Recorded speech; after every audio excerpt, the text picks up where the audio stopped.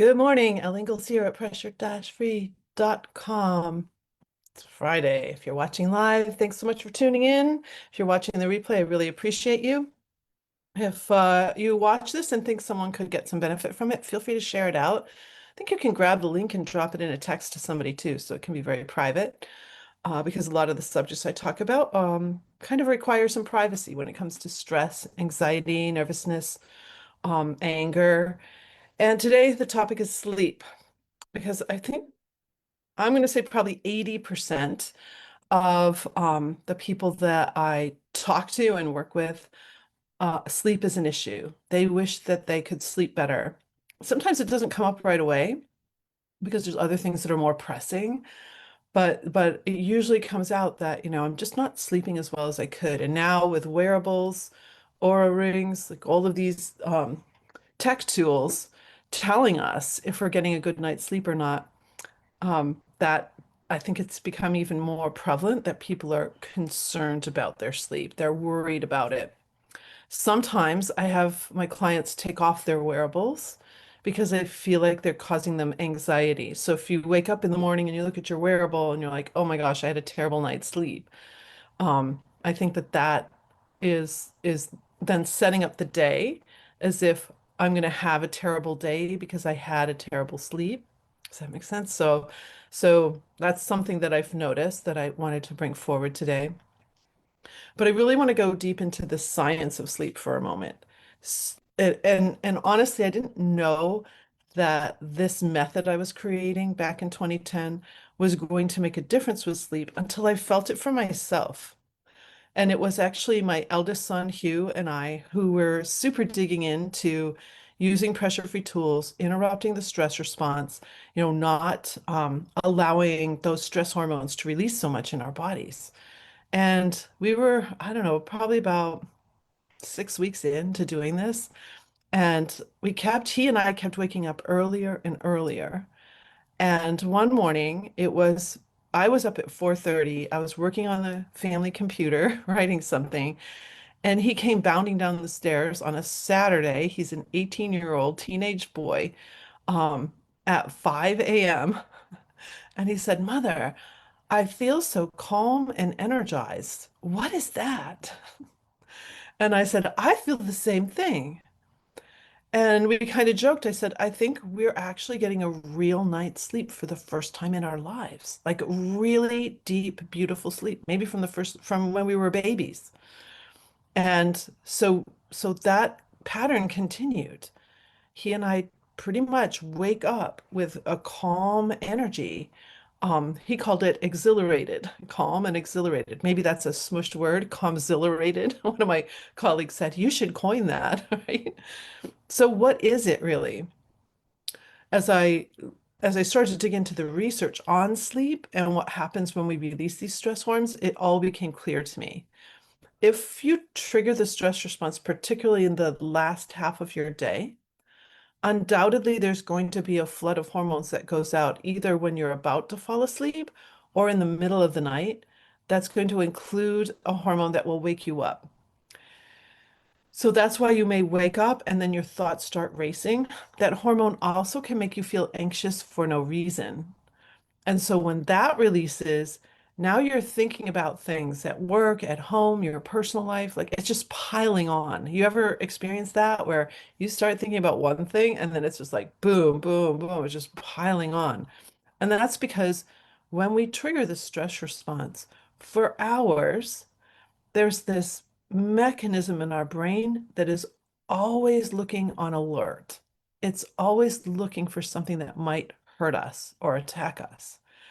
And so when we think about the things in our day, for example, I've had clients say to me, my life is a house of cards, and it just takes one little flick and the whole thing's going to come crashing down. Personal life, work life, like everything is just going to come crashing down.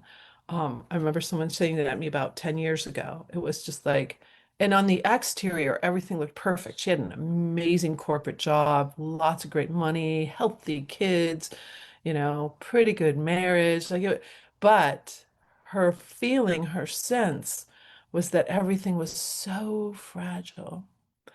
And so when she would get that 2 a.m. wake up, it was just that piling on of how everything could go wrong. The smallest little thing could just set off this domino effect. So our lives are pretty fragile and they are messy. So it's easy to have those kinds of thoughts, you know, circulating in our brains. Let's back up and see what happens when we stop releasing those hormones. So if we stop the adrenaline rush, so the catecholamines, that's the first flood of hormones, adrenaline, noradrenaline, dopamine, all released at the same time to create all the effects so we can massively fight or run away.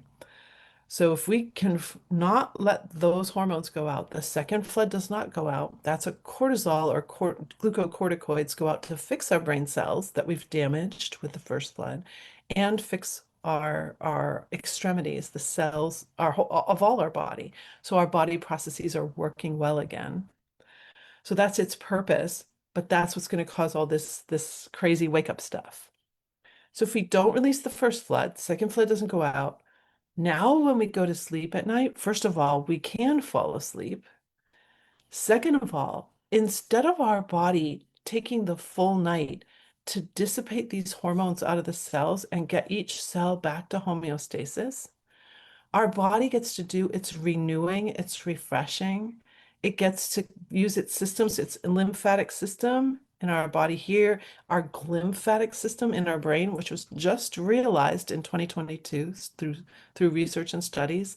That's a system of the glia that's actually cleaning our brain at night of its detritus, of those damaged cells.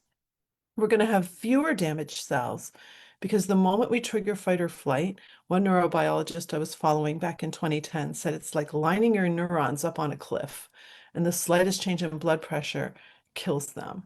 So we're literally damaging these cells at a rapid rate when we're in fight or flight.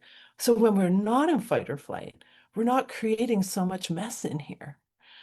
So that's why, in about the 6 week mark for my son and me, we both just started getting up earlier, feeling energized, feeling calm, feeling like we could just do our day without starting the day with all the packed on worries.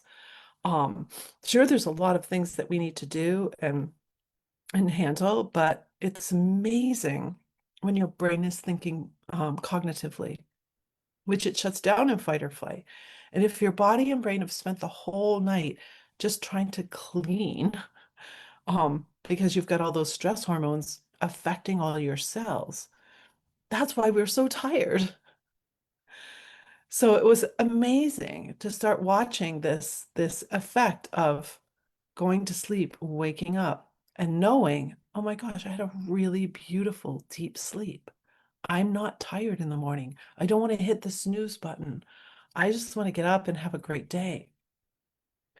So it's a process. You know, I was working with someone last night, and a new client yesterday. Um, I always love to say that I'm very patient with this process. Like we're not in a hurry because we literally have years, if not decades, of habits of reaction that we're trying to uncoil and untangle. And so being patient to understand, oh, what really is causing me to trigger the stress response? I shared one with my new client yesterday. She just laughed, but it's visual clutter is one for me. So, like if the bed isn't made, if there's things out of place, it doesn't have to be perfect, but if there's something like really out of place, I really love clean surfaces, including the roads I drive on. So, in Michigan, there'll be cracks in the road from the frost in the winter and everything, and they'll fill them, but they fill them with a different color tar than the tar of the road. I can't tell you how much that drives me crazy. It's like I want to be like in a car commercial where I'm driving down the road and it's absolutely perfect. Many of the roads in my home state of New Hampshire are like that. I know there's some roads that need repair, definitely. That's everywhere. But I love it when I'm on a highway and it's just so pristine and beautiful. Um, I don't know, I crave it almost because I love to drive. I love to go on adventures and I love to just take myself places. And it's like I love that look. Sometimes I drive back roads just because I don't want to see the highway, the cement, the cracks, and like I don't want to see that. I want to just be on this beautiful road winding through the forest. That to me is heaven. So that's something I didn't notice right away, like not back in 2010. It was years into using pressure-free method. And then I was driving one day and I noticed that it was a road with a ton of that, those little strips to patch the holes. And I noticed that my belly was tight. I'm like, oh, I don't like that. So that's a question you can ask yourself too. It's like, what do I don't like? What kind of gets in my way? Or what aesthetically affects me? Um, Never really talked about that before, but I think aesthetics is important. Like what we all have an aesthetic blueprint, things that we like, things that we enjoy, things we think are pretty, things that we think are pleasant. So what interrupts some of that for you? For example, I'd rather hear people raking leaves than using leaf blowers. That's one for me. They come out with the leaf blowers and I'm just like, oh wow, it's like a nest of hornets has just been released. So these are little triggers of mine that I have to watch, because they will definitely put me right on the edge to possibly go into fight or flight. I know it sounds crazy because obviously those leaf blowers are not attacking me, but they're attacking my sensibility. That makes sense, my senses. So yeah, aesthetic sense, um, and then really look, if you have a sleep problem, start first with that last part of your day. Really look at that. Maybe it's the evening news. Maybe it's a person in the family coming home for dinner and complaining a lot. It could be all kinds of little subtle things. Maybe someone in the family's got a health issue and you're talking about it. Oh, your face too is a barometer. My husband and I were talking about this morning. There's a few barometers. I call them barometers because it's like, okay, they are clear signs that we're going into fight or flight or something's working on us. So one is our face. One of the reasons I coach all of my clients, even my clients in the city where I live, typically I do all sessions on screen so that they can see themselves. And this was brought up to me by a very amazing person in the corporate world working for a Fortune 500 company. And she said, "Thank you so much for using the screen and not just the phone." But she could see in real time how when she talked about certain things, what her face was doing. And so when the face gets tight, the furrowed brow, everything's getting tight.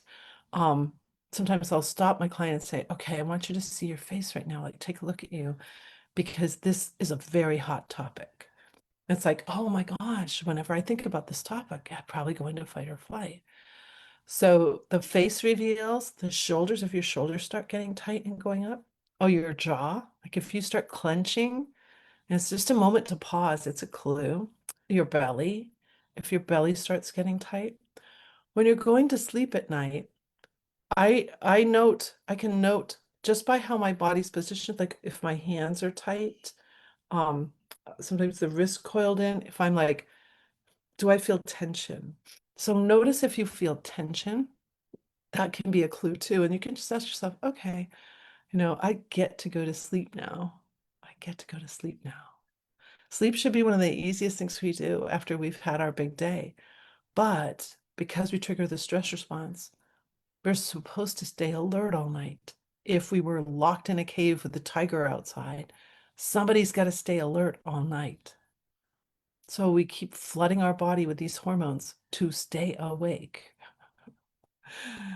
But we now should be able to get this like beautiful sleep. And that's what I would wish for you.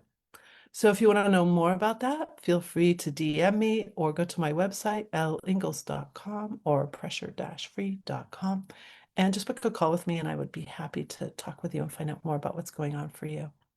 Have a beautiful pressure-free day.